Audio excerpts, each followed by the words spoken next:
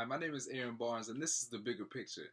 I'm really excited to talk today about one of my new favorite people, Reginald Lewis. In other words, the richest black man in American history. He was sort of like 20th century Mansa Musa, if you will. He's one of my favorite people because he's pretty similar to somebody I know kind of well. You'll figure out who I'm talking about maybe later. Let's get right into talking about who this guy was. So, Lewis was born a year after Pearl Harbor in Baltimore, Maryland. So that makes him one of the younger people that we talked about on The Bigger Picture. And he got into business really early.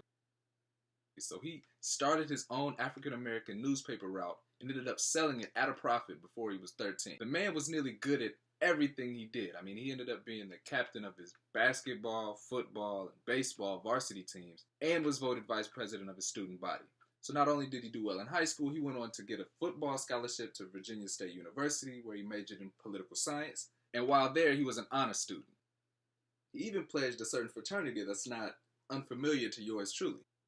After graduating with honors, he was invited to attend Harvard Law School, becoming the first person in the school's 148-year history to be invited without admission into the university. Right after graduating Harvard Law, Lewis and a couple of his friends started the first African-American law firm on Wall Street, where he got re-engaged with his love for doing deals. Shortly after, he started his very own investment firm called the TLC Group. This is when Lewis's businesses really started to take off. I mean, he was orchestrating acquisitions left and right, and it makes sense that his two most famous or his two most profitable acquisitions were actually in the food and fashion industries. His first major acquisition was a textile firm called McCall Pattern Company. There were probably a ton of other people who saw McCall Pattern Company and thought that this isn't the best investment for your money. To be honest, the company was on the decline, and Lewis turned it around within a couple of years and ended up selling it at a 90-to-1 profit, holding over 80% of the shares. And this paled in comparison to what he did with Beatrice International Food Company. This was his Pyramid of Giza, right? He bought this company, renamed it TLC Beatrice International, and positioned it in the snack food, beverage, and grocery industries. Within a decade, this investment quickly became the largest owned and operated African American business in the country,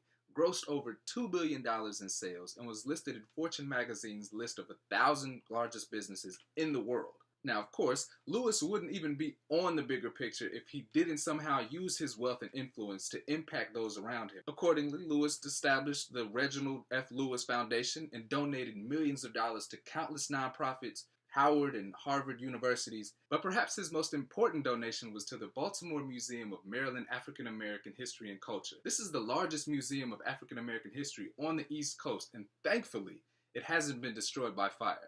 Don't get any ideas. I can't even try to sum up Reginald's life in a cute sentence as I've done on other videos. This guy was literally a boss in every facet of the imagination and grew to immense wealth, gave back to people, and was an influence in everybody's lives who he encountered. Maybe the best way to send this thing off is with one of Lewis's own personal mantras. Keep going, no matter what, and see the bigger picture.